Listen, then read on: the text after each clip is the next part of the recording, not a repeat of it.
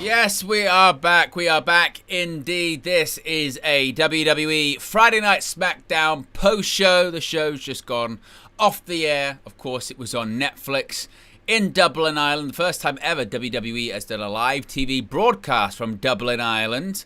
And in terms of an overall show, of course, we're going to get into everything as per usual here on these post-shows. But in terms of an overall show, I'm gonna be really honest, folks. If you're tuning into this post show in the United States ahead of watching it this evening, or thinking about going, oh, should I watch it? Or should I see what happens? Just get to the end of the show, and that'll be about it. I would say get to the end of the show, and that would be about it. Because my goodness me, it's a pretty flat show. I mean, a lot of people have spoken about the sort of drop off in quality when it comes to certainly SmackDown creative. I know there was a lot made of when Brian Road Dogg James became the lead writer of SmackDown, and I remember AJ Styles at the time came out and defended Road Dogg and effectively said words to the effect of, well, it's basically last time he was the head, because he was previously the head writer of SmackDown back in 2017. He was previously the head writer of SmackDown in 2017, and at the time SmackDown was criticized for not being very watchable and not being great, and some very interesting, confusing, and not so great creative. And AJ Styles came out and defended Road Dogg and said, well, that the reason for that is at the time there was someone who was constantly changing his ideas, and someone that was meddling with things, and wasn't allowing the real idea to get onto television, saying that was Vince McMahon. And I don't doubt that to be the case. However, this being as an example of Road Dogg's genius when it comes to creative, it's SmackDown. These shows, a lot of it is for a 2-hour show. It's remarkable how much filler they have in it, and stuff that doesn't feel like it's progressing much stories, and some of the matches have never felt less important. Now, certainly next week's show, there's several big title matches. It's the night before Clash in Paris, so they're obviously going to want to make a bit of a splash. But yeah, and if you think this is me being being overly critical or biased, you can see people in the chat here. I mean, the Tribal List says hope Raw is better. I'm there Monday. Well, and that's the thing. Usually they are at this point, because of course Raw is back to being the premier show. Raw is back to being the A show, which has always been the case. But when SmackDown was on Fox, of course it's network television. It's a bigger audience base, and SmackDown was getting more money for WWE at the time with their rights fees. So because of that, it was a case of, right, well, SmackDown's the A show. That's why they moved Roman Reigns there at the time. But now it's firmly back to being the B show again, isn't it, on USA Network? And this is not really not really a lot to say about it. King the Indie says not a good show. KJ says this is where I've been more entertained watching AEW. No, it's not even that, again, because obviously if you say that, you get the tribalism will start, which AEW in this regard is irrelevant. It's irrelevant. If just focusing on this show and the creative involved on this show, and recently for SmackDown episodes, it's not been great. We started the show. I mean, what should we do? I mean, maybe, I suppose, in true fashion, like we do with these post shows, because this is what I do for the PLEs or pay-per-views. I always start with the end, because that's what people will want to really talk about. The ending of the show, we saw a show closing angle, which you can see right there. John Cena. No, he hasn't been out drinking too many Guinnesses in Ireland or anything like that. John Cena got taken out with a right hand, one lucky shot by Logan Paul in the parking lot. Now, there was a main event of this show that was Tiffany Stratton and Jade Cargill teaming up to face Becky Lynch and Naomi. Yes, I know Becky Lynch is a Raw superstar. Brand split. The magical rules of the brand split, which WWE just sort of decides on a week-to-week basis whether or not they're going to actually enforce. At this point, it's a very loose thing, and there will be another draft later on this year. Maybe there won't be. Who knows? LA Knight and Sami Zayn just got traded between Raw and SmackDown, whatever that means. But yeah, after this main event, backstage, we had the stuff come up on the screen. The executive producer from Paul Levesque and Lee Fitting, and you guys, this is the end of the show, and with special advertising from Prime Hydration and this, that, and the other. But then this is the Triple H special, the classic. That's not the end of the show. There's a little bit extra. There's a little bit of a cliffhanger, and it's like a Marvel film. There's a post-credit scene, and this one was John Cena leaving the building, and SmackDown General Manager Nick Aldis runs after him, says, John, I just heard from Brock Lesnar. And the crowd goes, ooh, heard it from Brock Lesnar. And before Nick Aldis can get out what he heard from the Beast Incarnate, bang! John Cena gets knocked down with one lucky shot. That right hand that's got those titanium screws in, and Logan Paul, I'm not going to say knocked out Cena, because he was conscious afterwards, and he sort of got up fairly quickly, kind of sort of no-selling that right hand, but we didn't get to hear. But it's WWE's way of certainly saying something is brewing. If you didn't know already what something is brewing between Brock Lesnar and John Cena. Brock Lesnar has got in touch with WWE for something. Now, we all know what it is. It hasn't been officially announced by WWE yet that this is going to be what's happening, but the event itself was announced earlier this week. WWE will be debuting on ESPN as part of a new deal to air PLEs exclusively on ESPN and no longer on Peacock, beginning with WWE WrestlePalooza. That is going to be taking place next September, in September 20th, in just under a month's time. It's taking place in Indianapolis, Indiana. And whilst the match has not yet been announced, that show will be headlined by a match that we haven't seen for over a decade, which is John Cena versus Brock Lesnar. Brock Lesnar's first WWE match in over 2 years, his first in over a decade against John Cena, is going to be taking place at WWE WrestlePalooza. So I would assume there was a situation where, in storyline, obviously, Brock isn't calling Nick Aldis, but in storyline, Brock Lesnar called Nick Aldis, and I saw that they're doing WrestlePalooza and ESPN this week, and this is what it's going to be, and he wants a match against John Cena. So that is what is going to be happening. Now, as far as John Elite for Life mentions it there in the chat, Brock shows up in Paris and screws Cena. I don't know. I don't know. I mean, you would think, again, whether John Cena wins or loses in this retirement tour is largely actually irrelevant. Now, particularly now that he's no longer WWE champion. Of course, previously it was about him winning because he got to retain the title. Now, it doesn't really matter all that much.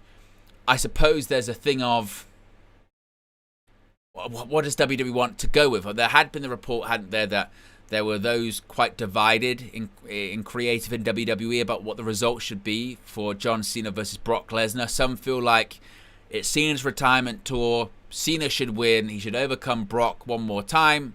That should be the angle here. There are others that say Brock hasn't had a match in 2 years in WWE. Not that you have to re-establish Brock Lesnar to anyone. His record and who he is speaks for itself.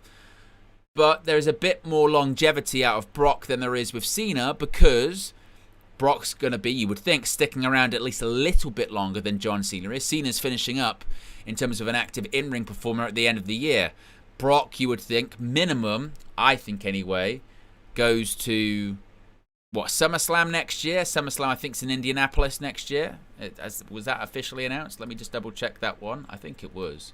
SummerSlam 2026. It's taking place in Minneapolis, Minnesota. It's been a long day. Minneapolis, Minnesota, which of course means it's Brock Lesnar's where he's always billed from. I don't know, he doesn't live there. He actually lives in Saskatchewan in Canada. But it's from Minneapolis tonight. If he's going to retire, you would feel like it's probably going to be at SummerSlam next year. He's been called by some like Mr. SummerSlam for the amount of big matches and appearances he's had. So maybe Brock should beat Cena. If Brock's to beat Cena, shouldn't Cena beat Logan Paul? Is he now just going to go on a run of losing matches once again? Remember, prior to Cena defeating Cody Rhodes at WrestleMania, or even prior, to the Elimination Chamber match, which he won, Cena hadn't won like a PLE match since, what was it, 2019 or something ridiculous, 28. It had been a really, really long time. It was almost a bit of a running joke, wasn't it, that every time Cena came back for a match, he lost. Does he now get back into that territory? Now that he's a babyface, he's just going to be losing all the matches again? I don't know.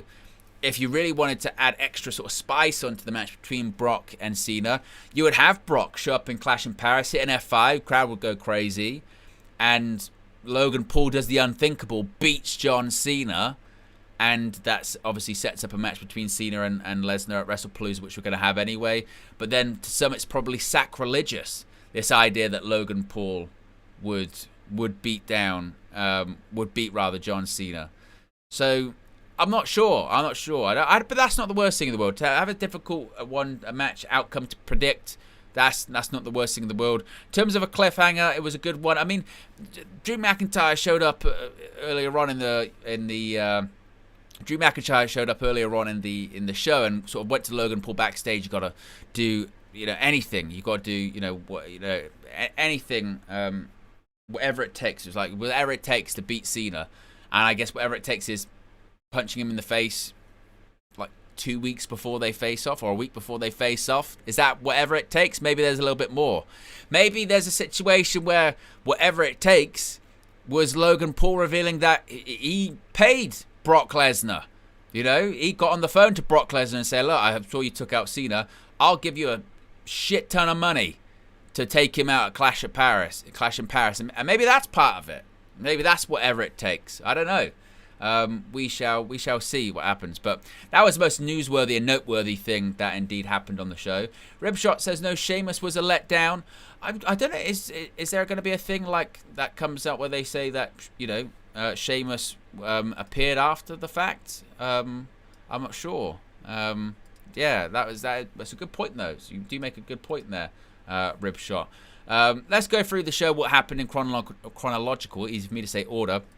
Before we get to that, though, reminder, as always, guys, our links to our affiliates are in the video description, in the chat. You can also see how you can get up to 73% off NordVPN, plus 3 extra months for free. All you have to do is click the link in the video description, or the one pinned there in the live chat, and you can get yourself some money off. You can also, while saving yourself some money, support the channel, and that goes for all of our affiliate links as well. You can get yourself either some great products or save yourself some money, access certain offers, and find another way to support WrestleNews 365. Your support is really most appreciated. If you haven't already, click the like button. Be sure to subscribe. Becky Lynch opened the show because, as I mentioned, brand split. What brand split? I don't even know what you're talking about. A brand split? I've never heard of such a thing. Of course, though, Becky Lynch is from Ireland, one of the most, if not the most famous Irish superstar in WWE history. Of course, you've got some very famous ones up there.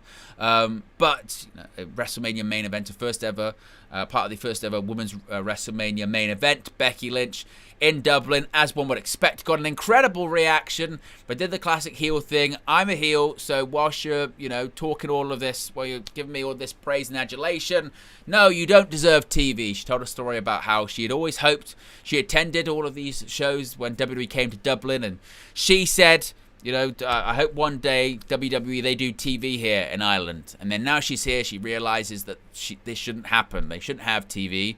And then started speaking down about Ireland and about Dublin, which was fine. But I mentioned this in the watch along. I'd love to know if this went overtime, because it felt like it did. My goodness me, it felt like it went overtime. There were points in this promo where Becky Lynch just rambled on and on and on, talking about Bono, talking about Kay Taylor, most famous Irish people you could think of. Not all of them, I think, for obvious reasons. But yeah, it just went on for, I think, way too long. Way too long before she was finally interrupted by Tiffany Stratton. Out came then Nia Jax. And then Jade Cargill came out. There was physicality, and this was all to set up a tag team main event involving the Women's Champion teaming up with Jade Cargill to face Nia Jax and Becky Lynch, which I suppose is an interesting pairing, considering that really the night that Becky Lynch became the man on that episode of Raw before Survivor Series back in 2018. It was the night when Nia Jax smashed and broke her face. And now they're tag team partners all of these years later. But in terms of an opening segment, I get it, because you would have Becky Lynch come out in Ireland. It's only right, and again, the brand split, it's not a real thing, so it doesn't really matter all that much. But I would be lying if many times in that opening segment, I was like, what are we doing here? what are we trying to achieve with this one? It felt like the answer was not a lot. We've set up a main event. That's what it was really about. And Jade Cargill, I guess still establishing her. Next up, we had this tag team match, Mellow Dope Miz. This was the story here, and this the crowd made this way better, I think, than it had any business being. So you had Mellow Dope Miz going up against the Motor City Machine Guns. And of course, everyone involved in the match, you know what you're going to get. You're going to get a strong match, at least a sound match, a great tag team in the Motor City Machine Guns, another team that's not really a team, but the two singles wrestlers put together. The Miz can do anything. That's why he's been in WWE for as long as he's been there. He's a solid hand. Carmelo Hayes hasn't been used, I think, correctly since being called up to the main roster. But still, this is a featured spot for him, so I'll take it.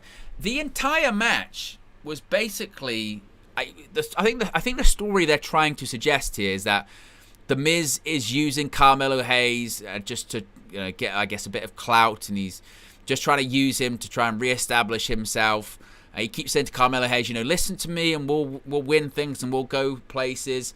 And I think they're trying to sort of tease that Carmelo Hayes knows what the Miz is doing, and he's only letting him do it too much. But eventually, it's actually going to be Carmelo Hayes that turns on the Miz. I'm not really sure what that is, but they keep teasing where it could be either one. That's actually, they're both using each other, and they kind of know it, I think, is the story there.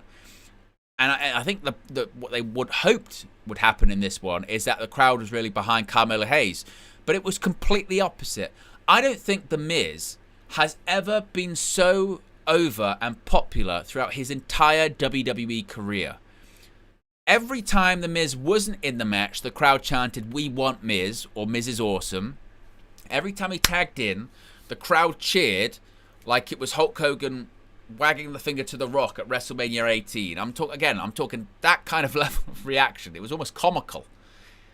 And the Miz would come in and do his usual spots, which are really, nothing. It's like a boot to the face. Crowd go crazy. They'd go nuts. And then Carmelo Hayes would do a blind tag him in, and then Carmelo Hayes get booed because he's not the Miz.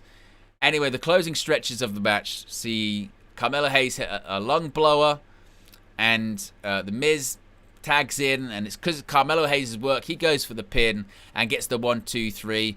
And the crowd go crazy, and they're happy because, of course, look, the Miz won, and the Miz did the pinfall. On the outside of the ring, you can see maybe a bit of frustration from Carmelo Hayes going, I felt like I kind of did all the work there, but the Miz is going to be like, we won again. We won again, and see, look what we can do here. We can go big. Now, next week, it's been announced it's going to be a number 1 contenders match for the WWE Tag Team Championship. Carmelo Hayes and the Miz are going to be facing off against the Street Profits. They were successful in a match. So they're building up to a tag title match, which next week, I mean, Carmelo Hayes and the Miz are going to win, I think. When they were doing this they did a backstage promo prior to this with Fraxium.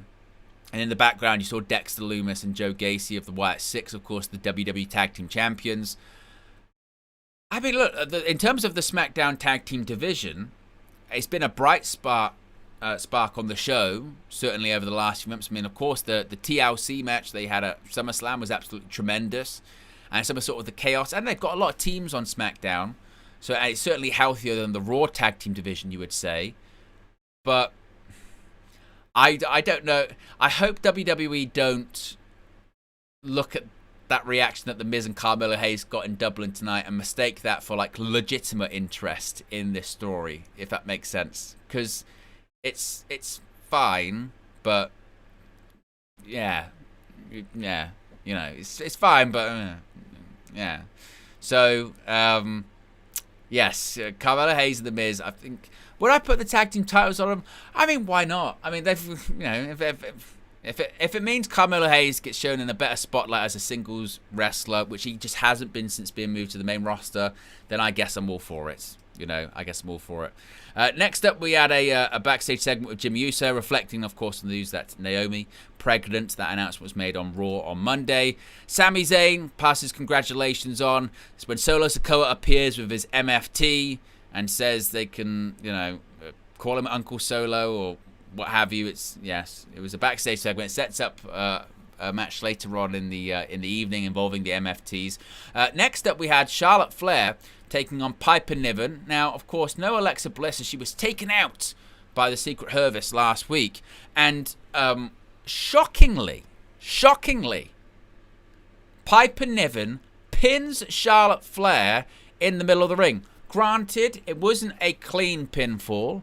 It wasn't a situation where Piper Niven, no outside interference, pins Charlotte Flair, but it's a pinfall nevertheless, thanks to interference from Alba Fire and from Chelsea Green, and obviously the numbers game was there at ringside, and Piper Niven gets the 1-2-3 after hitting the Michinoku driver. Now this is setting up a Women's Tag Team Championship match that is taking place next week on SmackDown, which of course is the Clash in Paris Go Home show, where the Secret Service are going to face off against Bliss and Flair. I mean, they're not going to win. I would be absolutely stunned if Charlotte Flair and Alexa Bliss dropped the Women's Tag Team Championships unless one of them turned on the other, which I don't think they've got any plans of doing that right now. I think they've actually found something in this Bliss and Flair duo that actually does work. And Charlotte Flair also is getting some of the best babyface reactions that she's ever got in WWE. She's probably more likable now than she's ever been in terms of a babyface character, and actually losing I don't think hurts that at all, as we've seen over the years. Losing, I know obviously wins and losses do matter. We're not saying they don't. Wins and losses absolutely matter in pro wrestling, and you want to have a star winning more often than they're losing, because that does something to build up that feeling of of inevitability about them, or that they can win top titles. But it's not to say you can't get over by losing, because you absolutely can. If you're good enough as a sympathetic babyface, and you're good enough at the ability to feel like either you're getting screwed over by the writers or the creative in WWE, or that you're unlucky and you're just going up against two difficult opponents, you can get over by losing. And Charlotte Flair's won a lot, so I don't think this loss to Piper Niven's going to hurt her. If anything, I think this actually helps the story much more. This makes Piper Niven and the Secret Service feel bigger, like a legitimate, credible threat to the Women's Tag Team Championships, as they should be. If they're going to compete for the titles next week, they should be winning these kinds of matches, making it feel like, I tell you what, they might actually win next week. They're getting these guys over. So, right outcome, and but a bit of a shocking result, yeah. King of the Indies says, it matters, but it's not like we'll hate you just because you lose. No, exactly. I mean, you can argue, certainly, if you're challenging for a WWE championship, which again, it's all about equity in the character. Charlotte Flair has been on the main roster for WWE for a decade. She made a main roster debut in 2015 on that episode of Raw. She's been in WWE for longer, at least 12 odd years, maybe even longer. Because Charlotte Flair loses to, does a job for Piper Niven on SmackDown. Does someone now go, wow, Charlotte Flair, not credible champion? She won the championship like 15 million times, hasn't she?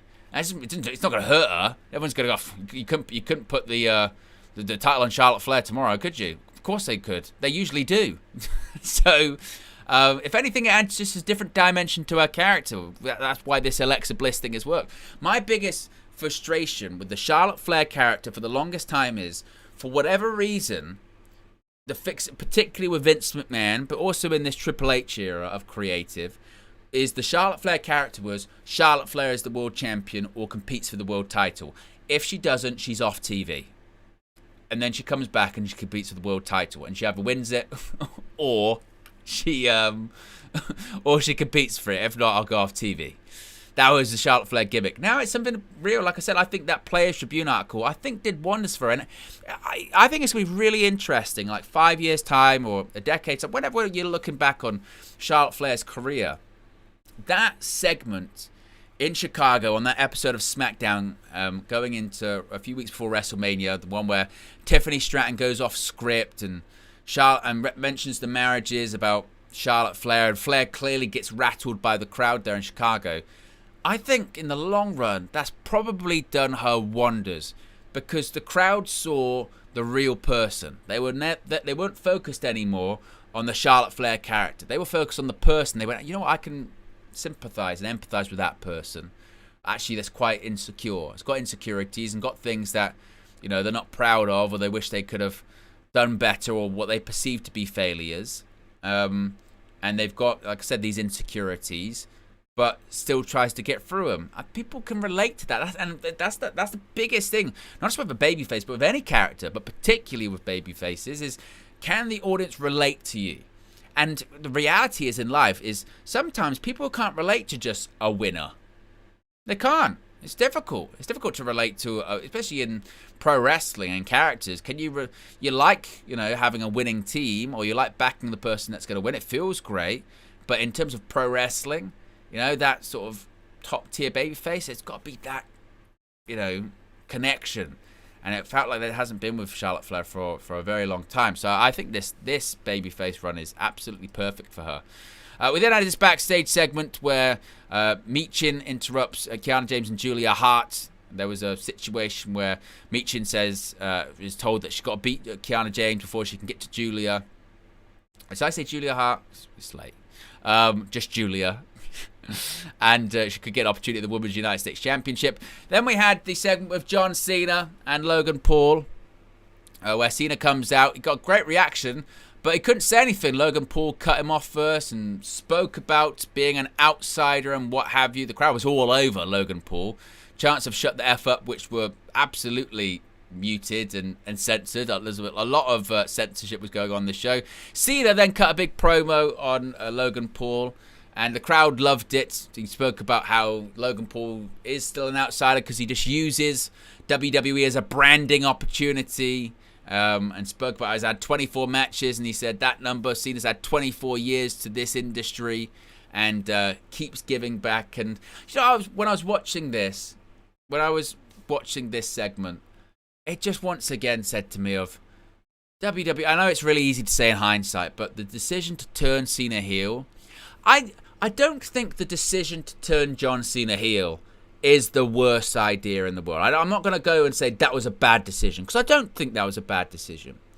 It was the execution of that idea. For years, people have thought about turning John Cena heel, and the execution of it that night at Elimination Chamber was unbelievably well done. Look at the reaction it got from everyone.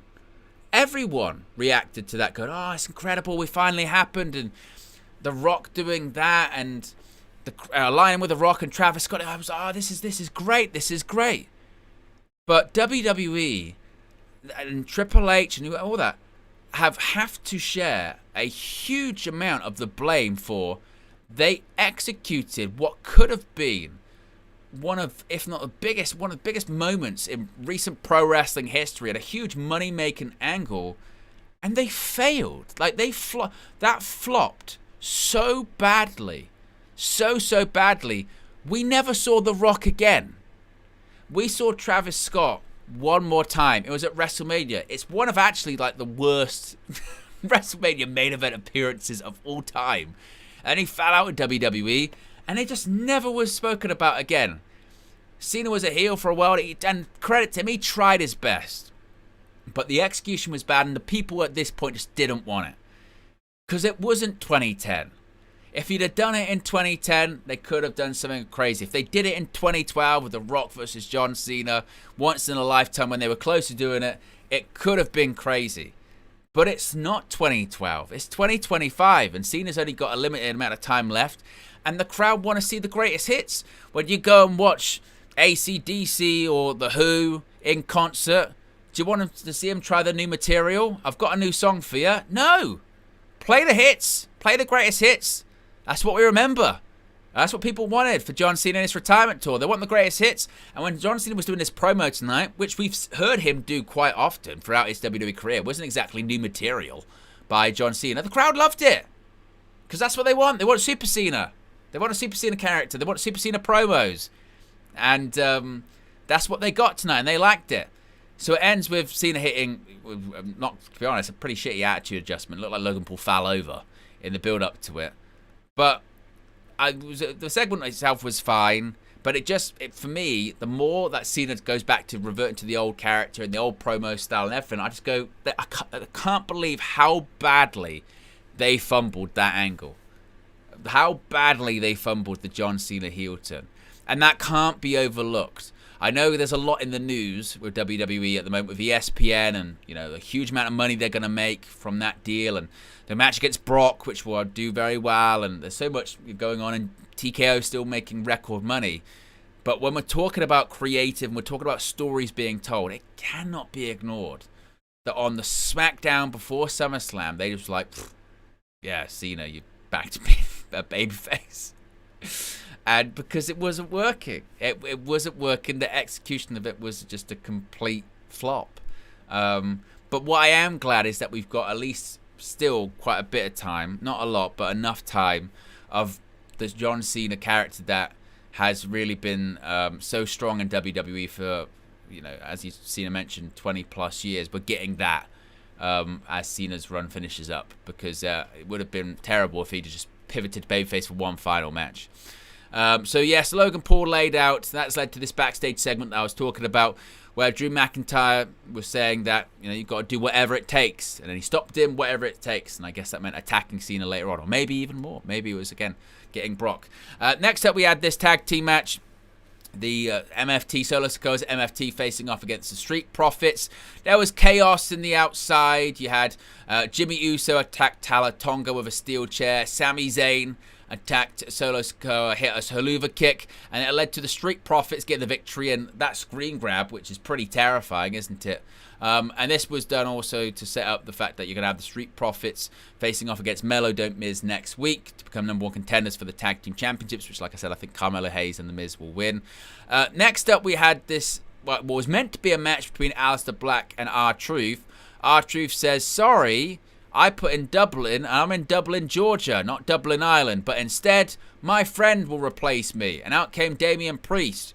There was no match. They just had a bit of a brawl, as you can see there in that blur of pixels. And that was it for that. And once again, I asked the question, where's all the R-Truth outrage now? Where is it? Remember that? R-Truth, let go. Contract allowed to expire. How dare you, WWE? You are not listening to what we want, what the fans want, and we want R-Truth. They go, all right, R-Truth gets his job back, and he's involved in the show closing angle or show closing match at the Money in the Bank PLE, involving some pretty big stars. Obviously he attacks John Cena. Next episode of SmackDown, they did a thing and kind of like, yeah, look, they're not going to do that rivalry. Cena's only got limited dates. And Ron Killings is like, no, I'm not R-Truth anymore. I'm going to cut my hair. I'm going to be serious character. This last big run that I have, it's no more comedic R-Truth. And you get the reaction on social media. Finally, R-Truth's doing something of substance. Finally, he is good. So it's about damn time, isn't it? It's about damn time. And then just nothing really happens all that much. He's not really doing serious Ron Killings. In fact, when Cena turned babyface, R-Truth went, right, I guess I'll be being myself now. So he's back to being comedic R-Truth, and the world is normal. It feels like, honestly, this past spring on WWE TV has been some kind of weird fever dream, hasn't it? We entered Bizarro World. Cena was a heel for a little bit. R-Truth became Ron Killings and a serious babyface for like a month, a couple of months. Jelly Rolls wrestling now. What else? Travis Scott showed up in the main event of WrestleMania. This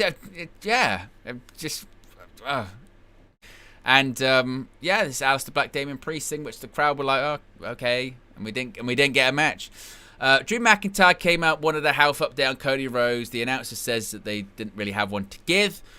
He said that he is going to eventually take the WWE Championship away from Cody Rhodes, but he got hit with an RKO by Randy Orton. Of course, last time we saw Orton was when Jelly Roll was wrestling, at SummerSlam in that tag team match that involved Drew McIntyre and Logan Paul. So, I mean, we're still going to get, I think, McIntyre versus Cody Rhodes Clash in Paris. Maybe there's a segment that, gets that going for next week.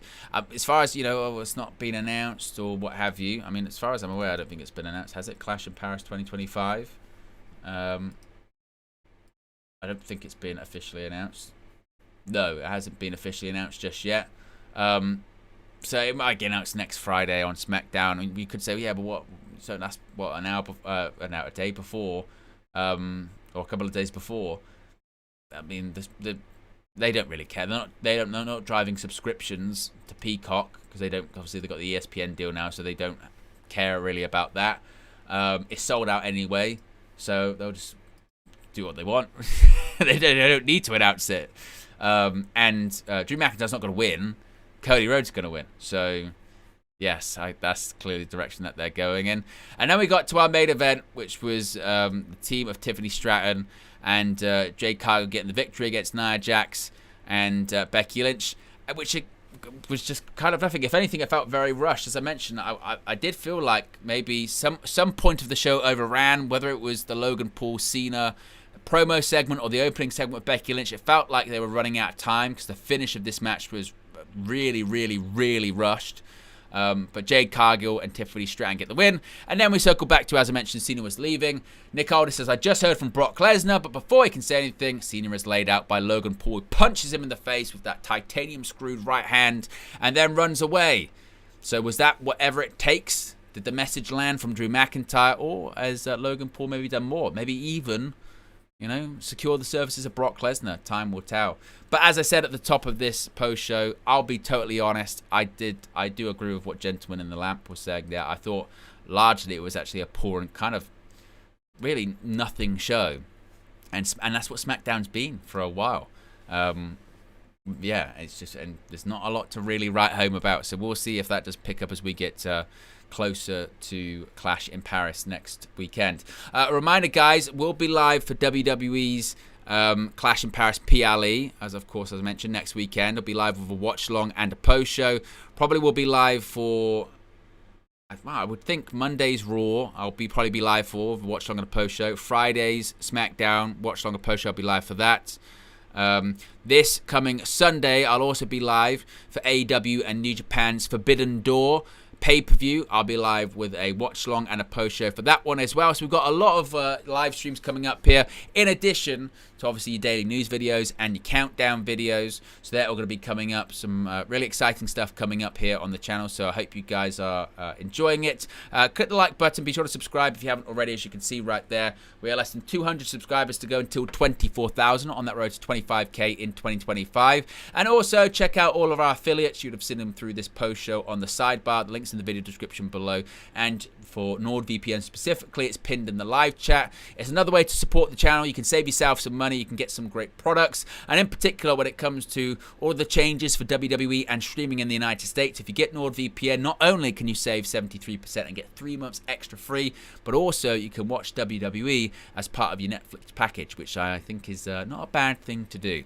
Appreciate everyone for tuning in to this post show, and we'll be back with another news video very soon. I'm out of here. Peace.